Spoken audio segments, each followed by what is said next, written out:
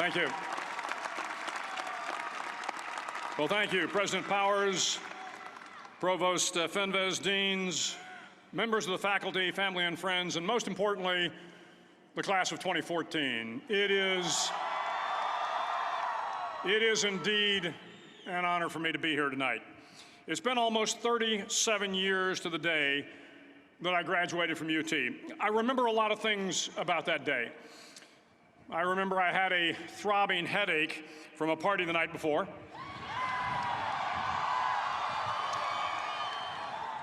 I remember I had a serious girlfriend, who I later married. That's important to remember, by the way. And I remember I was getting commissioned in the Navy that day. But of all the things I remember, I don't have a clue who the commencement speaker was, and I certainly don't remember anything they said. So acknowledging that fact, if I can't make this commencement speech memorable, I will at least try to make it short. So the university's slogan is, "What starts here changes the world." Well, I've got to admit, I kind of like it. What starts here changes the world. Tonight, there are almost 8,000 students, or there are more than 8,000 students graduated from UT. So that great paragon of analytical rigor, Ask.com, says that the average American will meet 10,000 people in their lifetime. 10,000 people, that's a lot of folks. But if every one of you changed the lives of just 10 people, and each one of those people changed the lives of another 10 people, and another 10, then in 5 generations, 125 years, the class of 2014 will have changed the lives of 800 million people. 800 million people. Think about it. Over twice the population of the United States. Go one more generation, and you can change the entire population of the world, 8 billion people. If you think it's hard to change the lives of 10 people, change their lives forever, you're wrong. I saw it happen every day in Iraq and Afghanistan. A young Army officer makes a decision to go left instead of right down a road in Baghdad, and the 10 soldiers with him are saved from a close-in ambush. In Kandahar province, Afghanistan, a non-commissioned officer from the female engagement team senses that something isn't right and directs the infantry platoon away from a 500-pound IED, saving the lives of a dozen soldiers. But if you think about it, not only were those soldiers saved by the decisions of one person, but their children were saved, and their children's children. Generations were saved by one decision, one person. But changing the world can happen anywhere, and anyone can do it. So what starts here can indeed change the world. But the question is, what will the world look like after you change it? Well, I'm confident that it will look much, much better. But if you'll humor this old sailor for just a moment, I have a few suggestions that may help you on your way to a better world. And while these lessons were learned during my time in the military, I can assure you that it matters not whether you ever served a day in uniform. It matters not your gender, your ethnic or religious background, your orientation, or your social status. Our struggles in this world are similar, and the lessons to overcome those struggles and to move forward, changing ourselves and changing the world around us, will apply equally to all. I've been a Navy SEAL for 36 years, but it all began when I left UT for basic SEAL training in Coronado, California. Basic SEAL training is 6 months of long, torturous runs in the soft sand, midnight swims in the cold water off San Diego, obstacle courses, unending calisthenics, days without sleep, and always being cold, wet, and miserable. It is 6 months of being constantly harassed by professionally trained warriors who seek to find the weak of mind and body and eliminate them from ever becoming a Navy SEAL. But the training also seeks to find those students who can lead in an environment of constant stress, chaos, failure, and hardships. To me, basic SEAL training was a lifetime of challenges crammed into 6 months. So here are the 10 lessons I learned from basic SEAL training that hopefully will be of value to you as you move forward in life. Every morning in SEAL training, my instructors, who at the time were all Vietnam veterans, would show up in my barracks room, and the first thing they'd do was inspect my bed. If you did it right, the corners would be square, the covers would be pulled tight, the pillow centered just under the headboard, and the extra blanket folded neatly at the foot of the rack. It was a simple task, mundane at best, but every morning we were required to make our bed to perfection. It seemed a little ridiculous at the time, particularly in light of the fact that we were aspiring to be real warriors, tough, battle-hardened SEALs. But the wisdom of this simple act has been proven to me many times over. If you make your bed every morning, you will have accomplished the first task of the day. It will give you a small sense of pride, and it will encourage you to do another task, and another, and another. And by the end of the day, that one task completed will have turned into many tasks completed. Making your bed will also reinforce the fact that the little things in life matter. If you can't do the little things right, you'll never be able to do the big things right. And if by chance you have a miserable day, you will come home to a bed that is made, that you made. And a made bed gives you encouragement that tomorrow will be better. So if you want to change the world, start off by making your bed.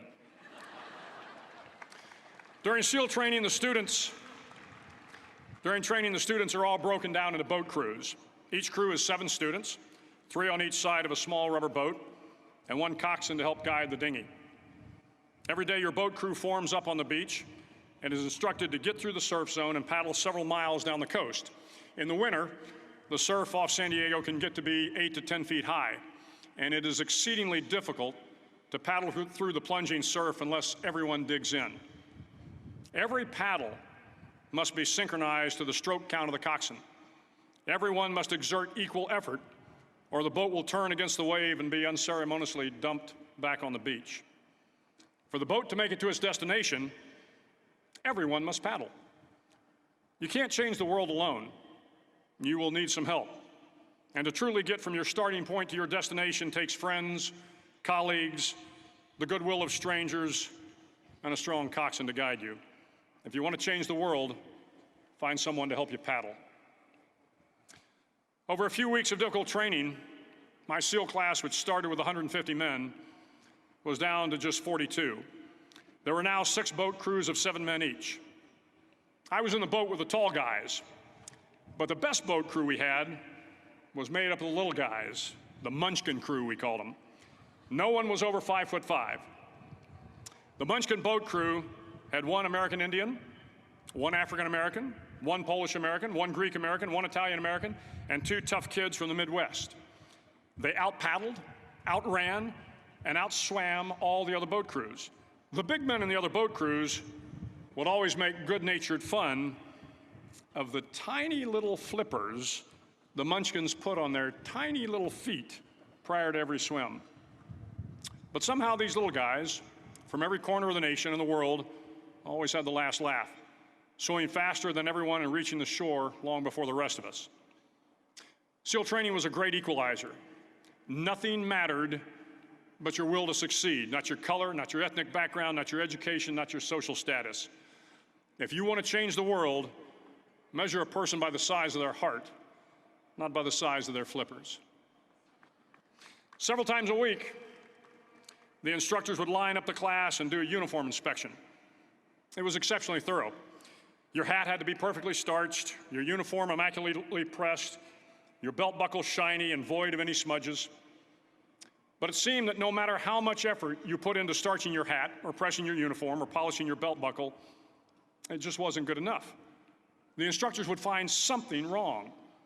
For failing the uniform inspection, the student had to run, fully clothed, into the surf zone, then wet from head to toe, roll around on the beach until every part of your body was covered with sand. The effect was known as a sugar cookie. You stayed in the uniform the rest of the day, cold, wet, and sandy. There were many a student who just couldn't accept the fact that all their efforts were in vain, that no matter how hard they tried to get the uniform right, it went unappreciated. Those students didn't make it through training. Those students didn't understand the purpose of the drill. You were never going to succeed. You were never going to have a perfect uniform. The instructors weren't going to allow it. Sometimes, no matter how well you prepare or how well you perform, you still end up as a sugar cookie. It's just the way life is sometimes. If you want to change the world, Get over being a sugar cookie and keep moving forward. Every day during training, you were challenged with multiple physical events: long runs, long swims, obstacle courses, hours of calisthenics, something designed to test your mettle. Every event had standards, times you had to meet. If you failed to meet those times, those standards, your name was posted on a list, and at the end of the day, those on the list were invited to a circus. A circus was 2 hours of additional calisthenics, designed to wear you down, to break your spirit, to force you to quit.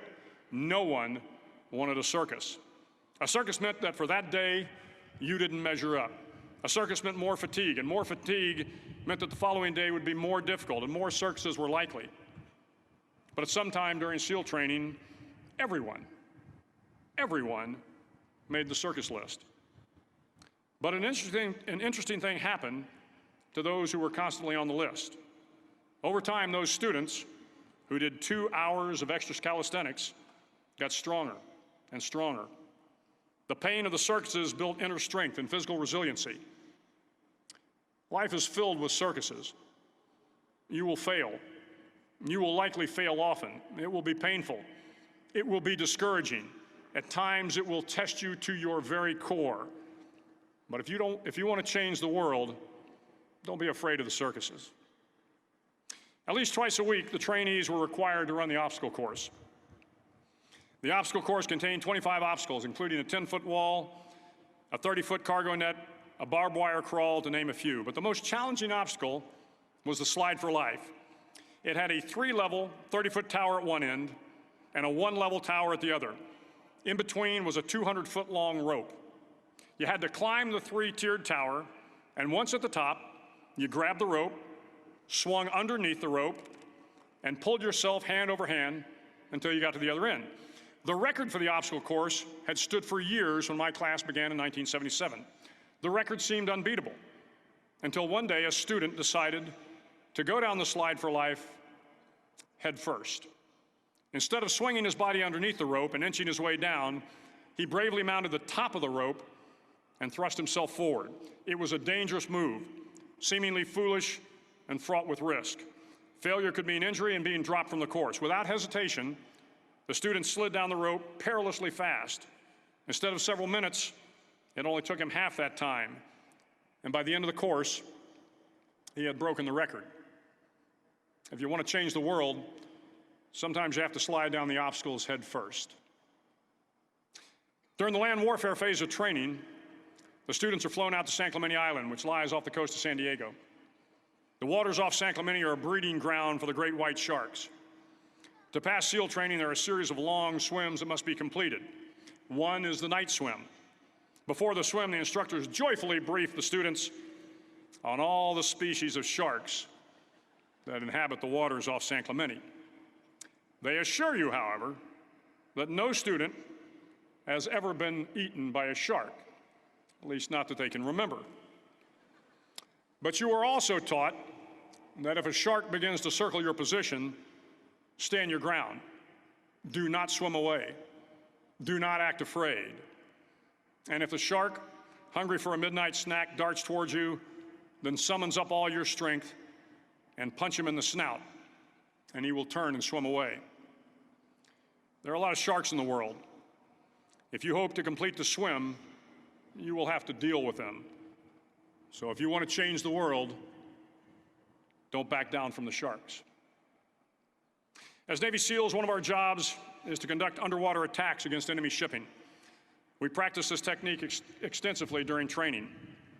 The ship attack mission is where a pair of SEAL divers is dropped off outside an enemy harbor and then swims well over 2 miles underwater, using nothing but a depth gauge and a compass to get to the target. During the entire swim, even well below the surface, there is some light that comes through.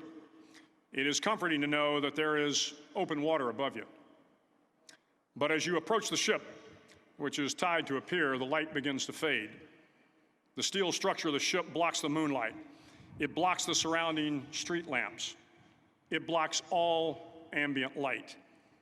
To be successful in your mission, you have to swim under the ship and find the keel, the center line, and the deepest part of the ship. This is your objective. But the keel is also the darkest part of the ship. where you cannot see your hand in front of your face, where the noise from the ship's machinery is deafening, and where it gets to be easily disoriented, and you can fail. Every SEAL knows that under the keel, at that darkest moment of the mission, is a time when you need to be calm, when you must be calm, when you must be composed, when all your tactical skills, your physical power, and your inner strength must be brought to bear. If you want to change the world, you must be your very best in the darkest moments. The 9th week of training is referred to as Hell Week. It is 6 days of no sleep, constant physical and mental harassment, and one special day at the Mud Flats. The Mud Flats are an area between San Diego and Tijuana where the water runs off and creates the Tijuana Sloughs, a swampy patch of terrain where the mud will engulf you. It is on Wednesday of Hell Week that you paddle down to the Mud Flats and spend the next 15 hours trying to survive this freezing cold, the howling wind, and the incessant pressure to quit from the instructors. As the sun began to set that Wednesday evening, my training class, having committed some egregious infraction of the rules, was ordered into the mud. The mud consumed each man till there was nothing visible but our heads. The instructors told us we could leave the mud if only 5 men would quit. Only 5 men, just 5 men, and we could get out of the oppressive cold. Looking around the mud flat, it was apparent that some students were about to give up. It was still over 8 hours till the sun came up. 8 more hours of bone-chilling cold. The chattering teeth and the shivering moans of the trainees were so loud, it was hard to hear anything. And then one voice began to echo through the night. One voice raised in song. The song was terribly out of tune, but sung with great enthusiasm. One voice became 2, and 2 became 3, and before long, everyone in the class was singing. The instructors threatened us with more time in the mud if we kept up the singing, but the singing persisted. And somehow the mud seemed a little warmer, and the wind a little tamer, and the dawn not so far away. If I have learned anything in my time traveling the world, it is the power of hope. The power of one person, a Washington, a Lincoln, King, Mandela, and even a young girl from Pakistan, Malala. One person can change the world by giving people hope. So if you want to change the world, start singing when you're up to your neck in mud. Finally, in SEAL training, there's a bell. A brass bell that hangs in the center of the compound for all the students to see. All you have to do to quit is ring the bell. Ring the bell, and you no longer have to wake up at 5 o'clock. Ring the bell, and you no longer have to be in the freezing cold swims. Ring the bell, and you no longer have to do the runs, the obstacle course, the PT, and you no longer have to endure the hardships of training. All you have to do is ring the bell to get out. If you want to change the world, don't ever, ever ring the bell. To the class of 2014, you are moments away from graduating, moments away from beginning your journey through life, moments away from starting to change the world for the better. It will not be easy, but you are the class of 2014, the class that can affect the lives of 800 million people in the next century. Start each day with a task completed.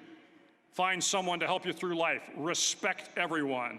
Know that life is not fair and that you will fail often. But if you take some risks, step up when the times are the toughest, face down the bullies, lift up the downtrodden, and never, ever give up.